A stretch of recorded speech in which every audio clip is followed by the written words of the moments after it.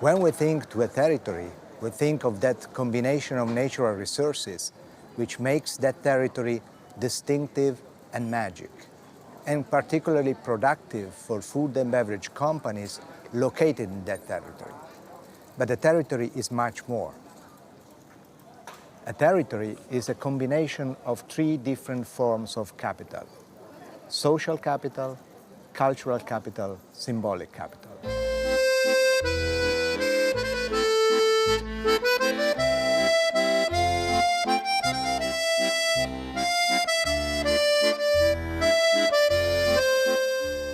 Social capital is that intricate network of relations across people, institutions, companies in that territory. In that network, information flows, knowledge flows, influence flows. So belonging to that territory for a food or beverage company means belonging to that network of relations.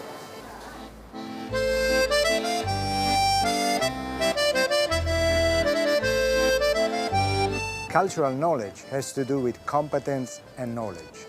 Knowledge and competence develop in a territory over time because of the experimentation of companies, new discoveries, the attempt to solve new problems. And so a company which belongs to that territory can leverage on this knowledge accumulated over time.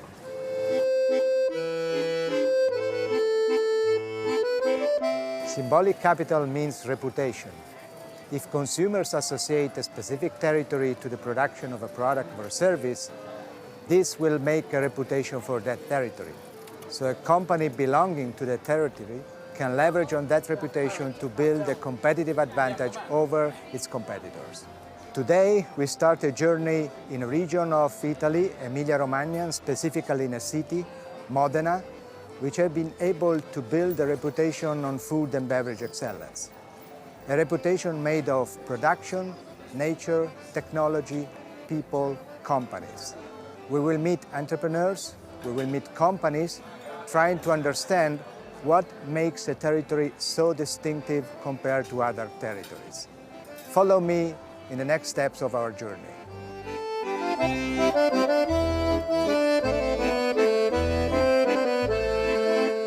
Modena is famous all over the world, especially for the balsamic vinegar. Underneath the roof of every old building in Modena, there is an acetaia.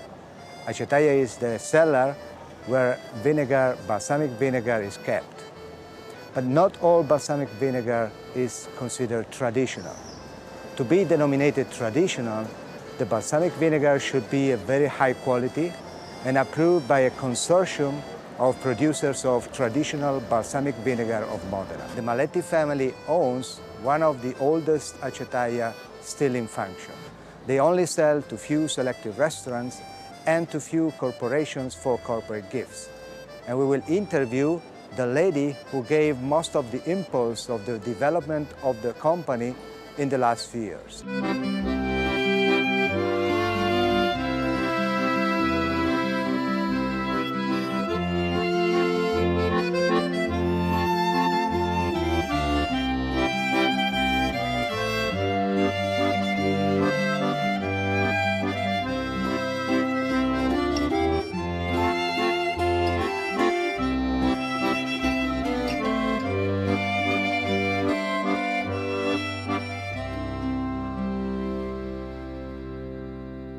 La storia dell'aceto balsamico è una storia molto antica, ce ne racconta un po'.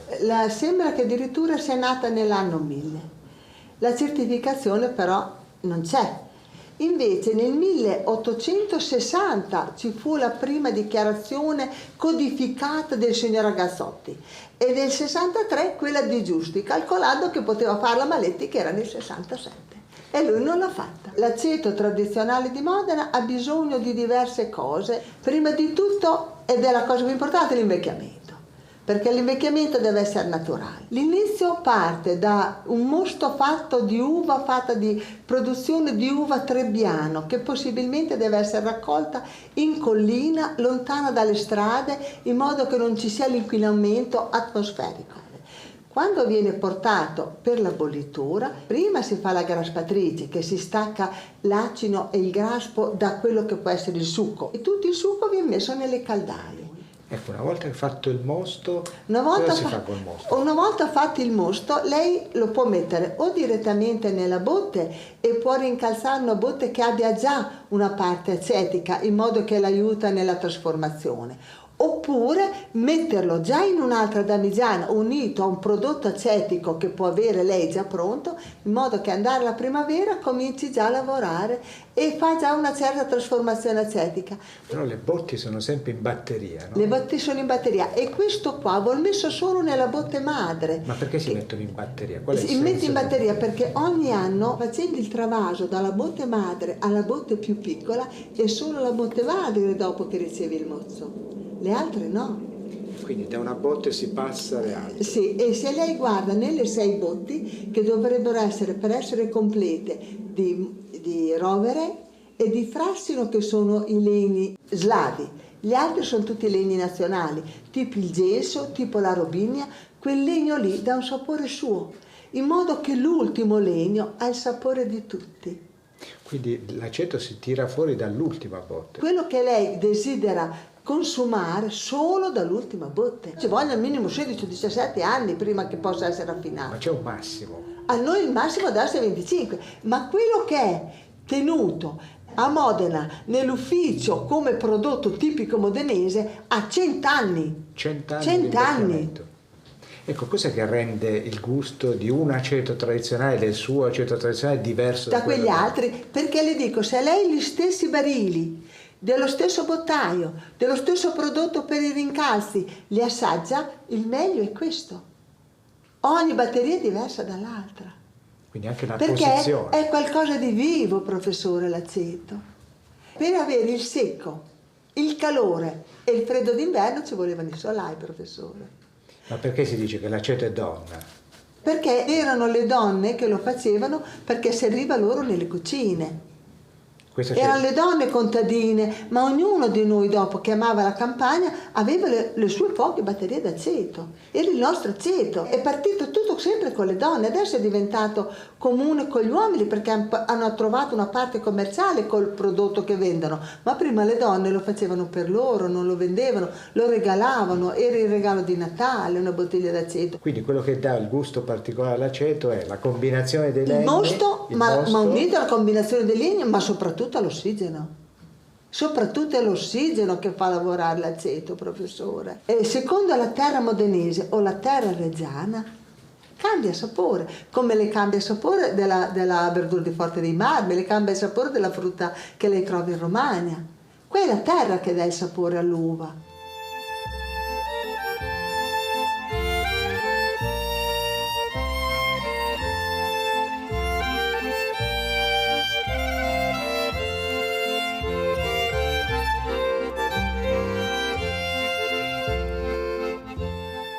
The company we are going to visit now is a very interesting one.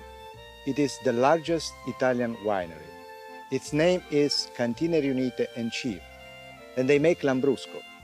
Lambrusco is a red sparkling wine which is typical of this area. We will meet different managers of the companies, and through the meeting we will learn how to make a local product successful in the global market.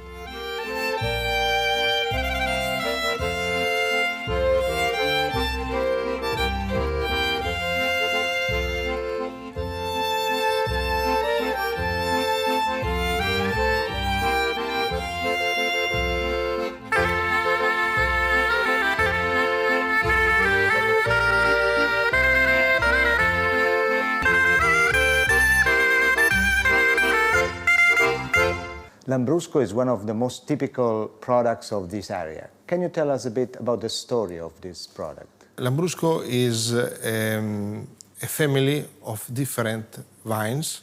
It comes directly from the ancient wild vine of this area. When we talk about Lambrusco, we think as consumer that Lambrusco is one, but actually it is not one. So different parts of Italy or different parts of the world, they drink different kinds of Lambrusco. Lambrusco is a classical wine because traditional is made in different styles.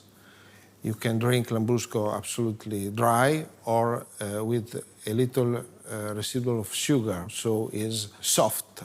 Lambrusco is the only red wine with bubble. And this is the main character of this wine.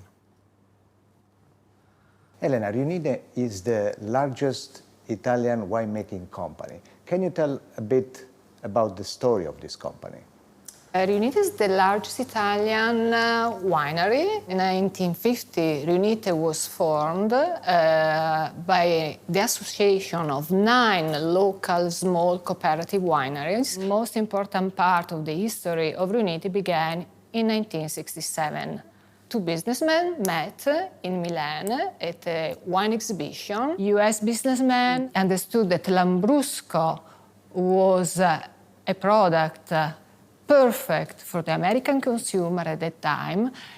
And the president of Riunite had, I think, the courage and the confidence in this person to follow his suggestion, to invest, and make a dream come true. Or maybe more a dream, I think it was a sort of vision. And since then, how did the story change in US and then for Riunite?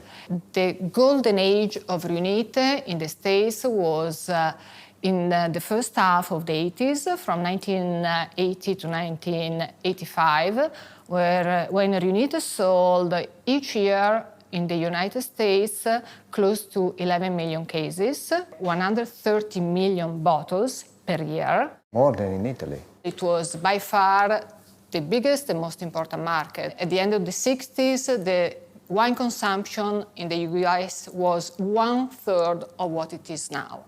So, of course, there was a local production. California has been producing wine for a very long time, but US consumers were not so confident with wine, were used to other type of beverages and drinks. Riunite had the power, I think, the capacity and the ability to get American consumer approach wine, taste wine. The US market has become, in the last few years, a very competitive market. And so the strength of Lambrusco, how did it change or has been affected by the competition? What did you do to compete against new competitors or stronger competitors? Of course, the US market has become a huge market, both for domestic production, for imports of wine from all over the world. Let's think about the New World wines from South America, New Zealand, Australia. So it's a very competitive and difficult set. We need to approach a new generation. Millennials nowadays have access to a lot of information everywhere, websites, on the internet, social media, and so on. But at the same time, I think they're looking for authenticity and real values. What we are trying to deliver to them with this packaging is what we call heritage. It means that we try to make a summary to include all the core values and the main characteristic of the product, of the area, of the people who made the history of Riunite and the success of Lambrusco all over the world.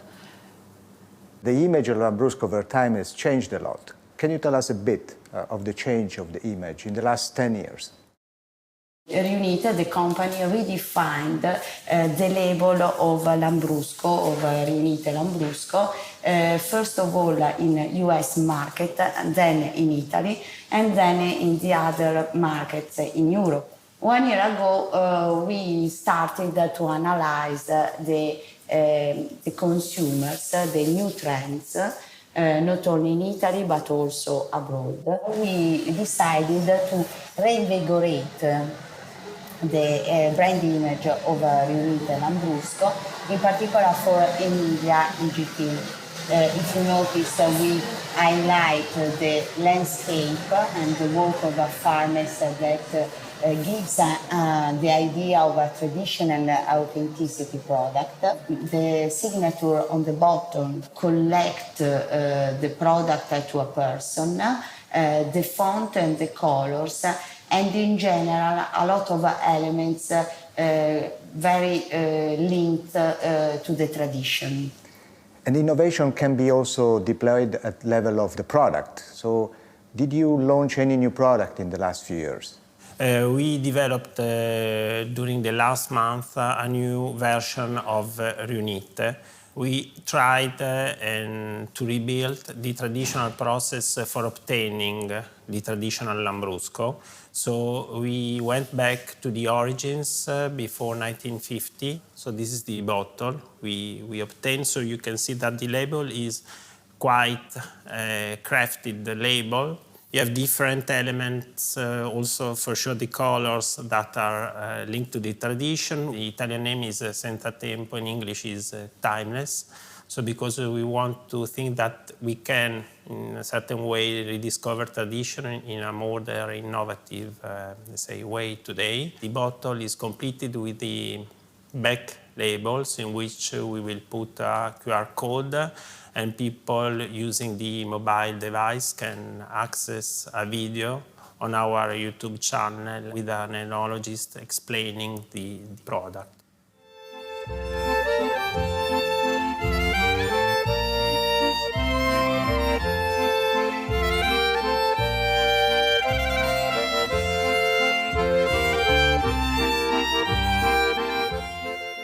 The name of the company is Bio Ombre. It's one of the few organic companies making Parmigiano Reggiano. With this interview, we will learn how a company can differentiate its products when the product is made exactly the same way of its competitors. And so we will learn how important it is to find differentiation basis in order to build a competitive advantage.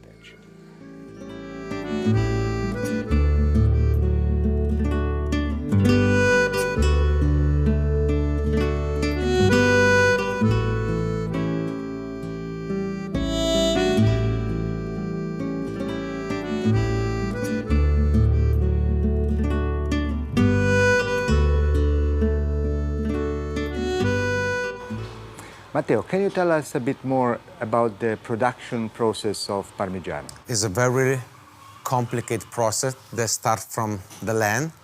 Then you need cows, of course, for producing milk, and then you need time. Parmigiano Reggiano is made without a pasteurization cycle, so because we maximum arrive at 55, 60 Celsius, you can add only 2 ingredients or topping. I like to call topping because one is a rest of the day before, is a waste, and this is very good for starting the fermentation of the milk. And then we use rennet. It's a calf rennet. It's an enzyme that we took from the stomach of the baby, and it's the unique things that you can use from past to the liquid condition to the solid situation, because you have to remember that the Parmigiano Reggiano is, we call grana because it's hard. Then you need time. 15 days in brine solution, salt and water, and more or less 23 months in your warehouse. So it's impossible to find a unique taste. We produce the cheese in the same way, but there is 15% of, we have an area where the taste can be different. For this reason, the marshal of the consortium, they check only the system for producing the Parmigiano Reggiano. They use a martellino, like a small hammer. They listen the sound, and they check you the quality inside. There is only one way for producing Parmigiano Reggiano, and there is only one sound. This is very simple. All of our process ends after 24 months. This is the best period for eating my Parmigiano Reggiano. There is no connection between how many months you take the cheese in your warehouse with the quality.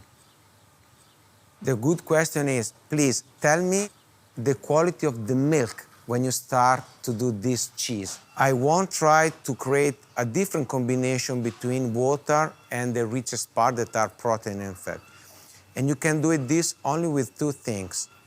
The quality of your feeding that you will give to your cows, grass, cereal, is I produce everything. The second is the breed. In my case, we have 2 different breeds in my farm. One is the typical Italian Frison, the black and white, and then we have the red cows. This combination, because they are cows but they produce different milk, create my best combination. There is a very strong connection between Parmigiano and the area. So this connection is made of what? There are 5 counties: Modena, Reggio, Parma, left to the Reno River for Bologna City and down to the Po River for Mantova City. It's a very small area inside the Emilia-Romagna region. We are now 380 cheese producers. Behind there are about 5,000 farms and more or less 200,000 cows. We produce 3 million wheels of cheese in a year.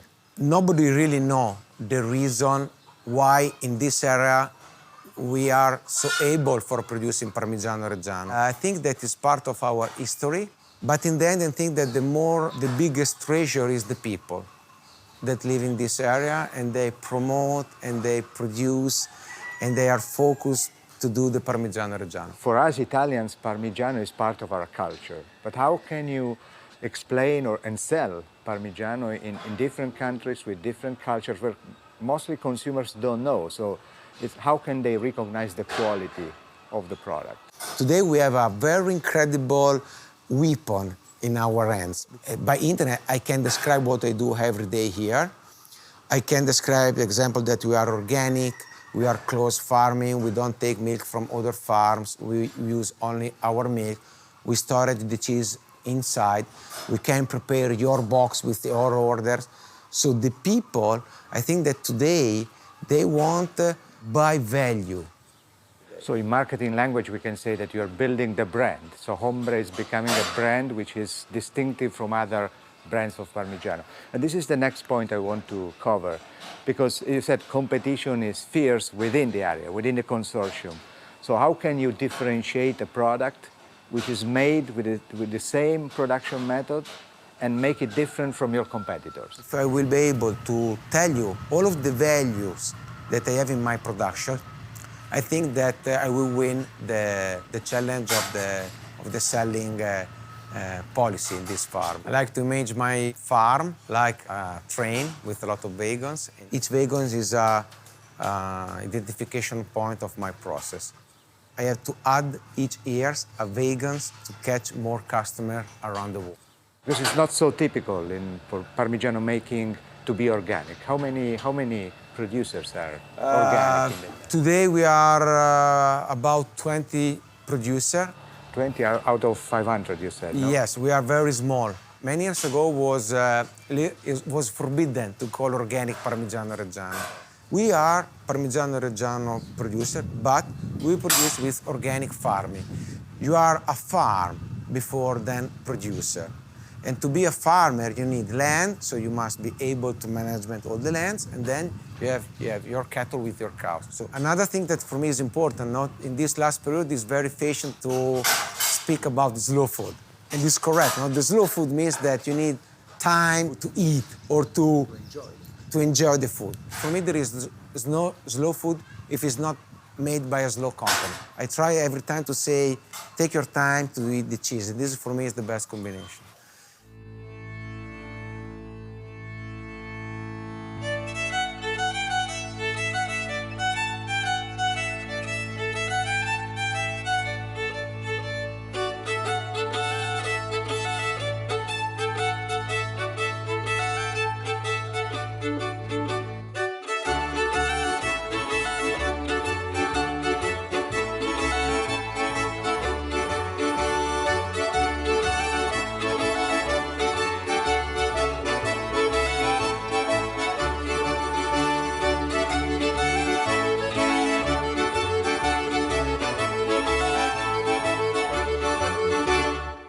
Modena has a territory where the old live side by side to the contemporary, and where the traditions and habits of people, their passions for good food and good cuisine, resounds with the passion of managers and entrepreneurs for making products the proper way. We are going to meet Marco Guerzoni, product manager of Glem Gas. Glem Gas is a company specialized in cookers. In this interview, we will learn how this company gets information about the trends and the changes of how people cook in different countries in the world and how they include this information in their product management. And then we will also learn how they are able to build a competitive advantage in being located in Modena.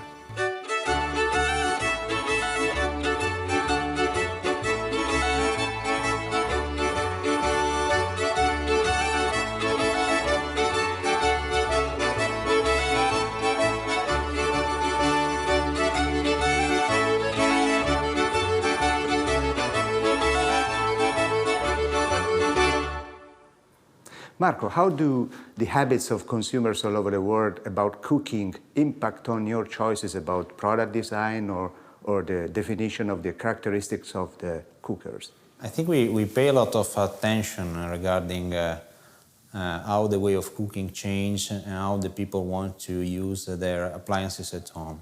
Of course, we cannot follow all the trends because it's impossible. We have our own identity that is based on gas. So what we are trying every time to do it to try to evolve this way of cooking. Firstly was just a static oven that we can use at home in our freestanding cookers, and then it comes electricity, and now we are seeing also steam, and so we play on this. We want to, starting from 2002, we change the way of cooking from gas, putting the fan inside, so having also the ventilation that give also a different opportunity to the customer to cook. I mean, using different level, have a better heating distribution. So all this innovation really pays in terms of shares and awareness for us. Glengas exports a lot abroad, and so you are exposed to many different countries, many different habits. So how does the difference across countries impact on your choices? We want to define us as a specialist in cooking. So, of course, to follow all the needs that the consumer has in different countries, we have to offer really a wide range. For example, basically in the Middle East, people want to cook with a lot of gas, want to cook for a long time, so they have an intensive use of the machine, of the cookers. So we are really specialized to offer them big cookers with a big cavity and with really power burners inside.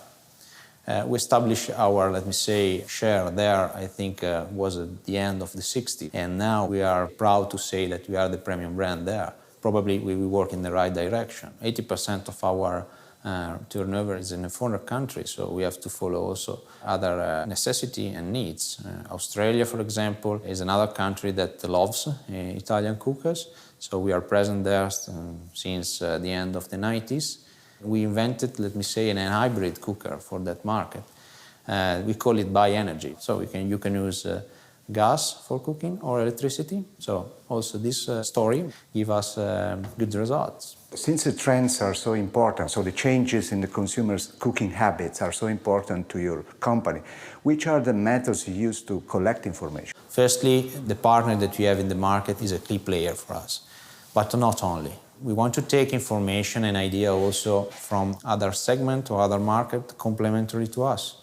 So I'm talking about professional cookers, for example, where there's a lot of sophistication and also using of electronics. As Italian, for us it's also important to work on the design, of course, because made in Italy for us is not only the place where we are producing everything, it's a big basket where of value and skills where to have to reflect all of this on our products. So how important is to be here in the area of Modena in the building of your competitive advantage?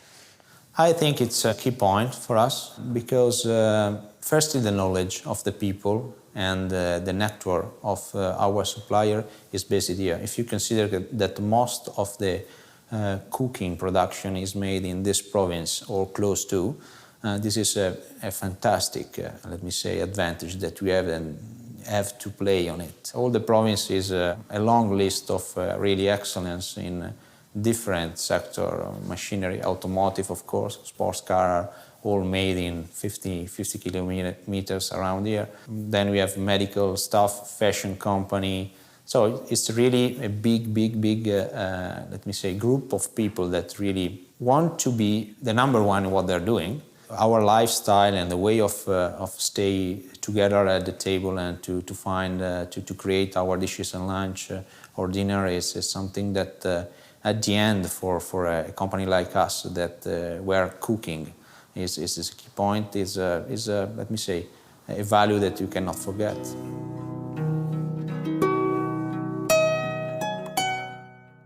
One of the most interesting things of the area of Modena is this combination of old traditional products and high technology. Today, we are going to visit Tetra Pak. Tetra Pak is a Swedish global multinational global market leader in cartoon package. So Tetra Pak is one of the most important suppliers of many food and especially beverage companies. We are going to learn how this company includes the information about the trends on the beverage market into their innovation strategy. We are going to meet Matthew Hutton, who's the Director of Market Intelligence within the Global Marketing team, and try to understand which is the role of this information in the decisions that Tetra Pak takes about innovation. And then, most importantly, why did Tetra Pak choose the site of Modena to locate one of the most important R&D and engineering sites it has all over the world?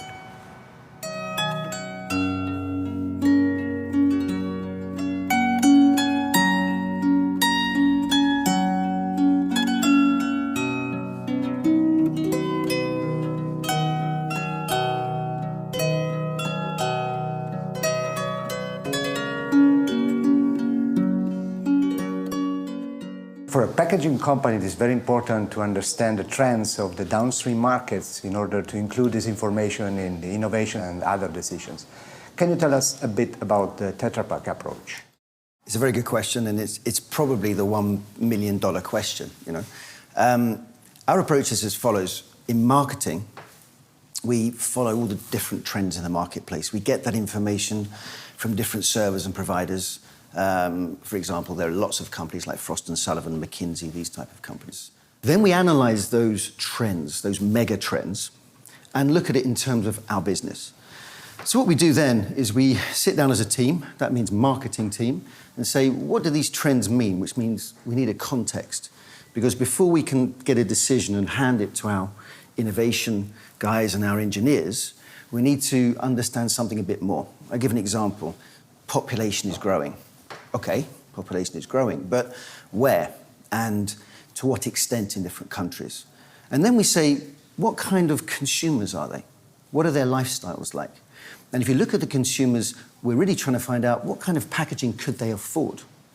And as such, we can see that we need to produce packaging that reaches a lower price point, that is robust in these different countries, with the machines that are simple. So then we start to break it down, and then we take it every year to what we call our strategy council, where we bring some proposals to our management.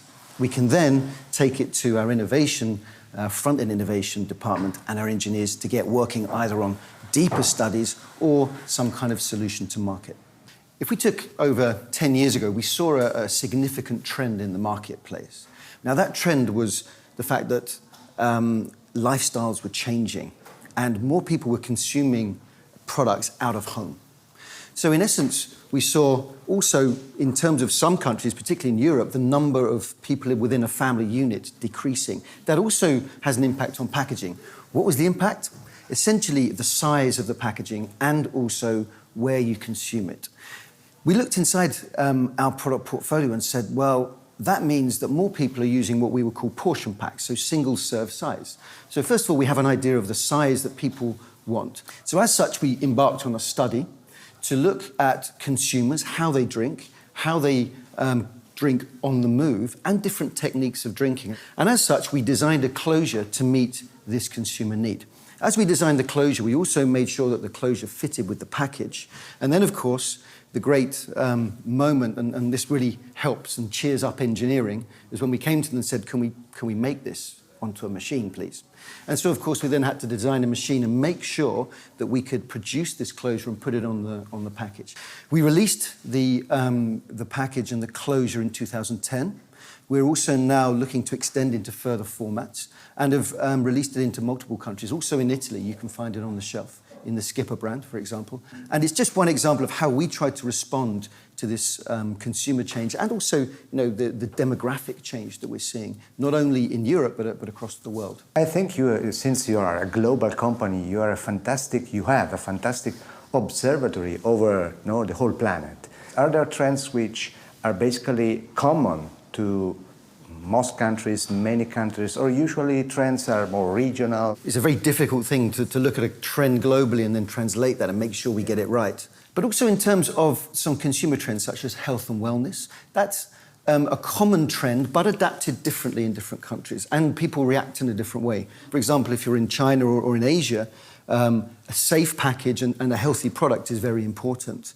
In Europe, a safe package is a given, but how I consume that and how I can consume that to improve my diet or my health and wellness is a bit more of an issue. So it does manifest itself in different ways, but the trend is normally can be quite similar.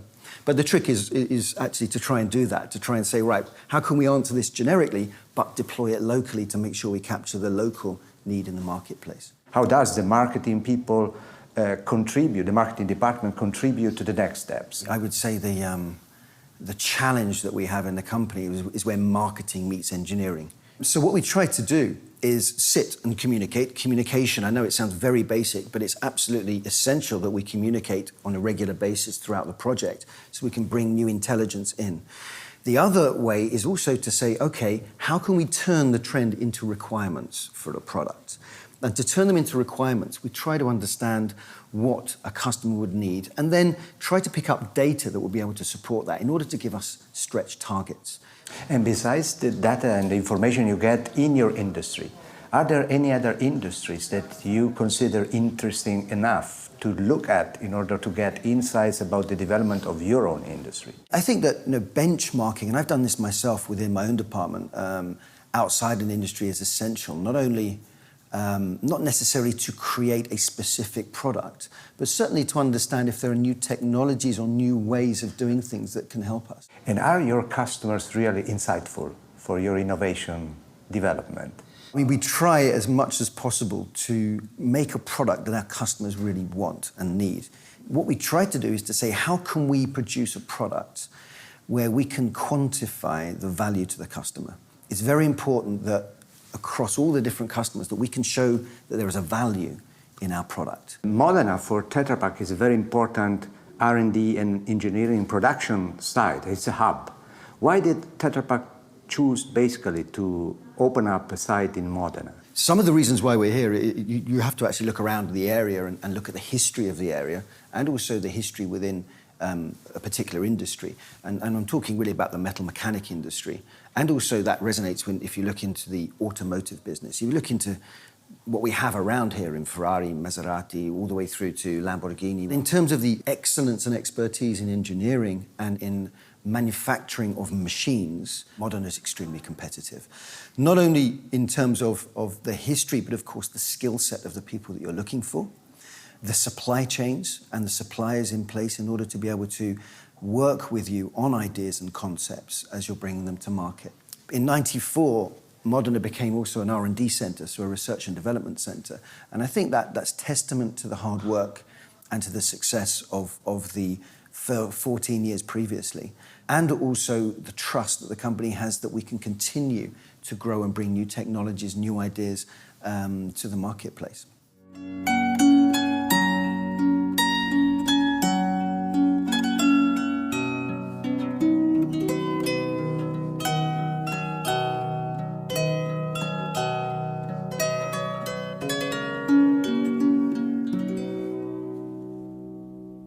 I think the next meeting will be a very exciting one. We will meet Marta Pulini. Marta is a famous Italian chef. She has a long experience in the restaurant business in Italy and in other countries. Marta is a chef very deeply rooted in the tradition. She's from Modena, and she is a partner of one of the most important catering companies in Italy, Bibendum. We will meet Marta and her partner in the business, Sabrina Lazzareschi.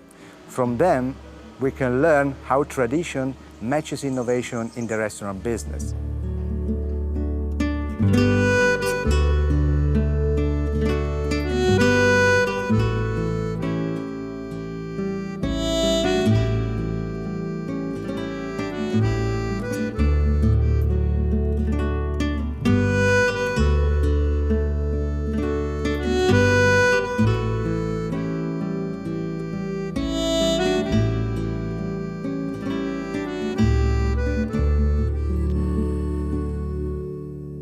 Marta, when talking about restaurants, tradition is a word which is very much used. But what does it mean, tradition, in the restaurant business? Tradition is whatever make the history of your country. I think without any tradition, it's very difficult to do something new. In Italy, we have many different traditions because there are two kinds of different cuisine. The rich cuisine from the rich people, noble people, very elegant, close to the French tradition. And in the other side, we have a kind of cuisine from the poor people, very simple, like using recycled food, like papa al pomodoro, like ribollita. And they are very, very different. So we have two different ways. Your career has been very long, so you have a lot of experience in the restaurant business. How do customers influence your job? Of course, I can't say that they don't influence my job, because you have always to have a relation with them. You have to make them happy.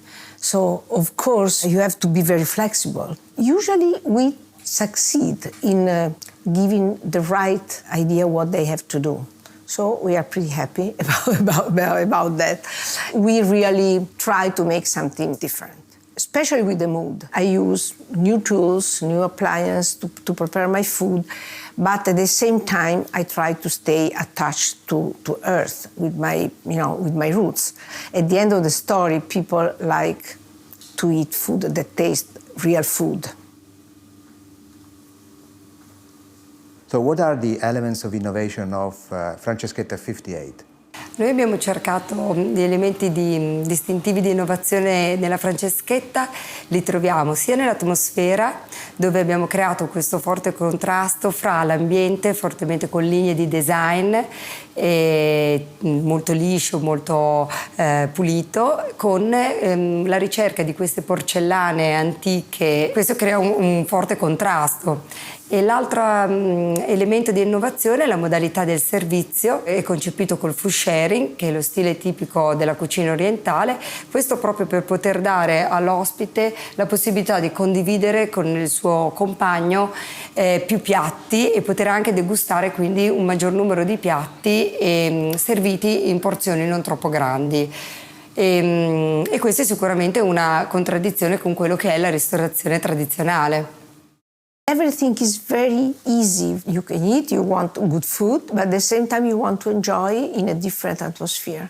In the catering, the mood is very, very important. You have the client, you have the place, you have the mood. And you try to put everything together, to mix up everything. In this way, you can recreate whatever the client like or you offer to the client. The fact that your roots are in Modena, so in a city where the culinary tradition is so strong, so rich, is a constraint for innovation, or it fosters, it helps, favors innovation? I think it helps for innovation because when you have really strong roots and you know exactly what you are, you can go far.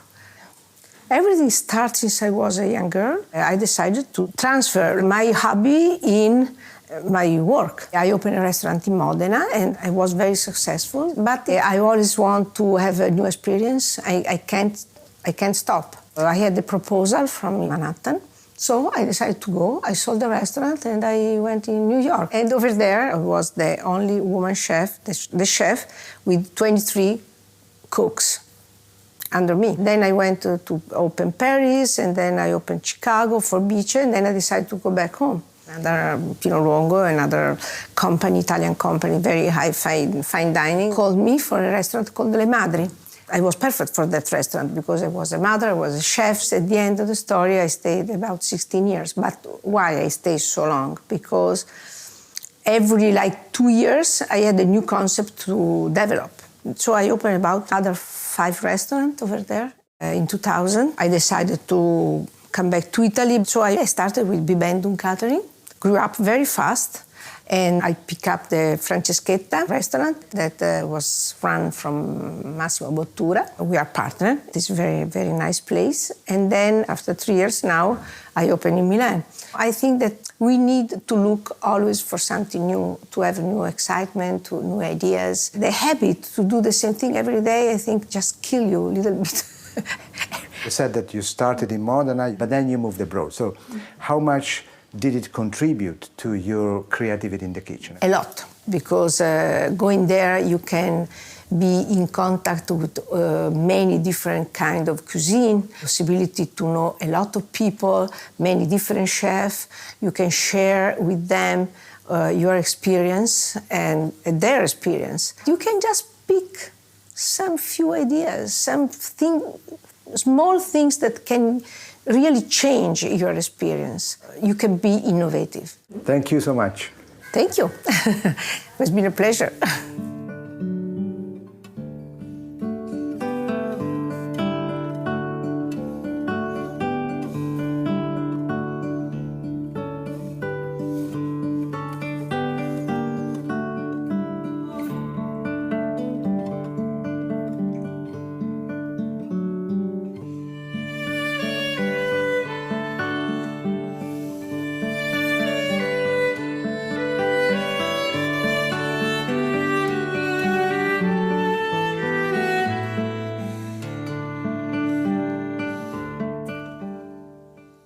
In our trip to the Modena district, we met so many interesting people and companies. And what we have learned is that the territory can contribute to the competitive advantage of companies in many different ways. Through the competencies, through the heritage, through the innovation, through the network. But what is important to notice at the end is that the territory has no value without people. It's exactly the passion, the competence of the people working in that territory that make a perfect combination of resources which determines the success of a territory, and in turn, the success of the product of the companies located in that territory.